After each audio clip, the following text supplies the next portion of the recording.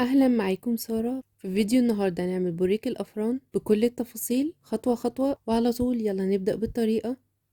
اول حاجة هنبدأ نعملها وهي العجينة. مكونات العجينة هنحتاج فيها كبيرة من الصلصة او 2 حسب اللون، معلقة كبيرة من البيكنج باودر، معلقة كبيرة من الخميرة اللي انا مستخدماها هنا خميرة بيرة مش الفورية اللي احنا عارفينها كلنا، علبة زبادي، معلقة كبيرة من الملح، معلقة كبيرة من السكر، نص كوباية من الزيت، كيلو من الدقيق. ومعلقة الصلصة هنا هي اللي بتحدد اللون بتاع العجينة في النهاية. فاحنا لو لقينا ان الصلصة بتاعتنا مش مدية لون قوي او مش مدية درجة اللون اللي احنا حابينه، نقدر نزود منها كمان. الطريقة سهلة جدا وبسيطة. هنحط كل السوائل على بعض. لو انا مش متأكدة ان الخميرة بتاعتي تمام نعملها اختبار كده واشوفها ان هي تشتغل معايا ولا لا. بحطها في حبة من مية طبعا تكون دافية، اقدر ان انا احط فيها ايدي فترة طويلة وما يحصلهاش اي حاجة. معلقة من السكر واقلب كويس واغطيها واسيبها في مكان دافي. لو لقيت فيه فقاقيع كده او بابلز فوق على الوش ده معناه ان هي تمام وشغالة، وابدأ ان انا اكمل الخطوات بتاعتي. لقيتها مفيش حاجة حصلت، ممكن ازود عليها معلقتين 3 كده من الدقيق.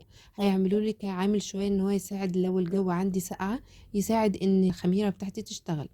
لو برضو حطيت عليها معلقتين 3 كده من الدقيق وقلبتها وغطيتها وسبتها كمان في مكان دافي ولقيت انها لسه مش شغاله، يبقى خلاص الخميره بتاعتي دي ما ابداش اشتغل بيها عشان ما يحصلش، يعني في النهايه هيبقى تعبي كله راح على الفاضي وبقت المكونات اللي انا ضفتها، فخسرت وقت ومجهود وخسرت كمان فلوس.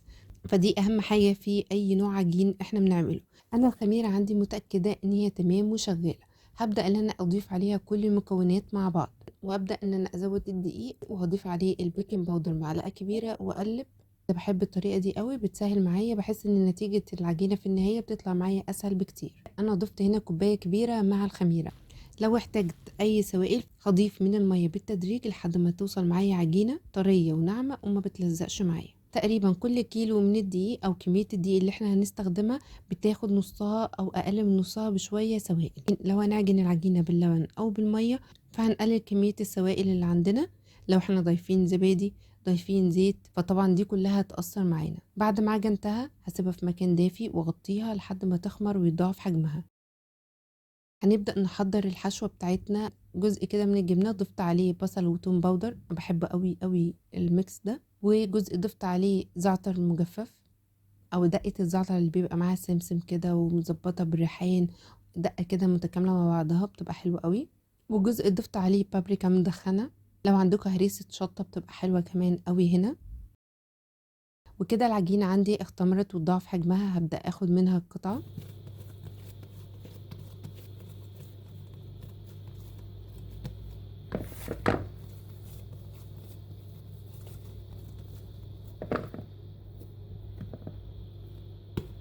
وابدأ ان انا اشكلها.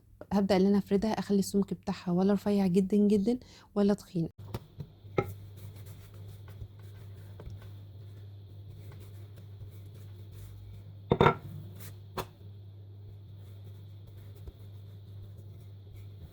وهجيب اي كوباية عندي بالحجم اللي انا حباه، الكوباية هي اللي هتحدد معايا حجم البوريك في النهاية هيبقى عامل ازاي.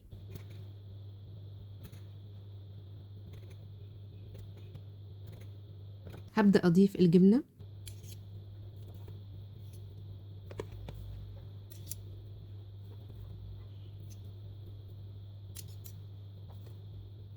واحاول ان انا اجيب الاطراف زي ما بنعمل السمبوسة بالظبط، او زي ما بنعمل القطايف كده. هبدأ ان انا اقفلها كده واضغط على الاطراف مع بعضها، ومجرد بس ان انا ابرمها شوية على ايدي كده هتلاقي كل حاجة اتظبطت والشكل اتظبط.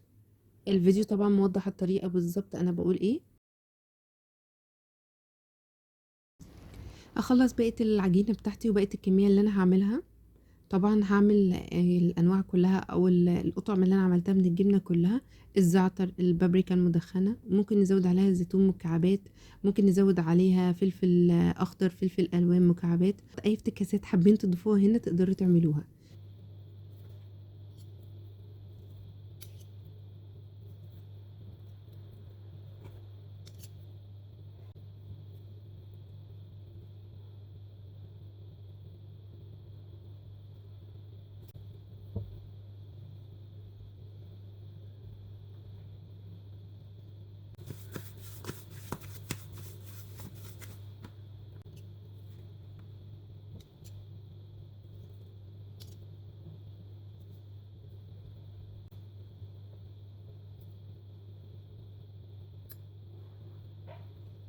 بعد ما خلصت الكمية بتاعتي كلها حطيتها على صينية وسبتها لحد ما تخمر ويتضاعف حجمها. هبدأ ان انا احضر طبقة التغطية للعجين.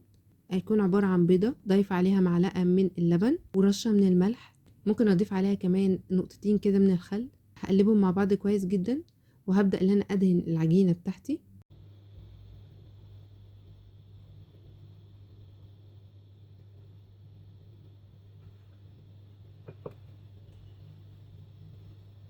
هضيف على الوش سمسم، حبة البركة، ممكن زعتر مجفف كمان، كمون، ممكن كل نوع من انواع او كل طعم من الجبن اللي احنا عملناها اضيف عليها حاجة معينة. يعني مثلا اللي بالثوم والبصل ممكن اضيف على وشها كمون، فبقى عارفة ان كل قطعة على وشها كمون دي فيها الجبنة بطعم الثوم والبصل. السمسم اضيفها مثلا على البابريكا المدخنة وادخلها على طول فرن سخن على درجة حرارة 180 ل 200. هسيبها لحد ما تكون خدت لون من تحت واستوت، وايدي الشواية في النهاية لو ما خدتش لون من فوق وتبقى معايا بالشكل ده. ده شكلها النهائي. تقدروا تخزنوها على طول اول ما تبرد وتعينوها في الفريزر، تطلعوها تسيبوها تفك براحتها من بالليل، او تفك في الاير فراير او في الميكروويف، ونقدر نسخنها كمان في الفرن بكل سهولة.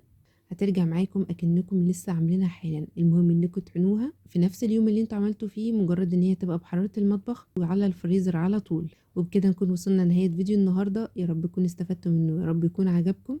قابلكم ان شاء الله بفيديوهات وصفات مختلفة، وسلام عليكم.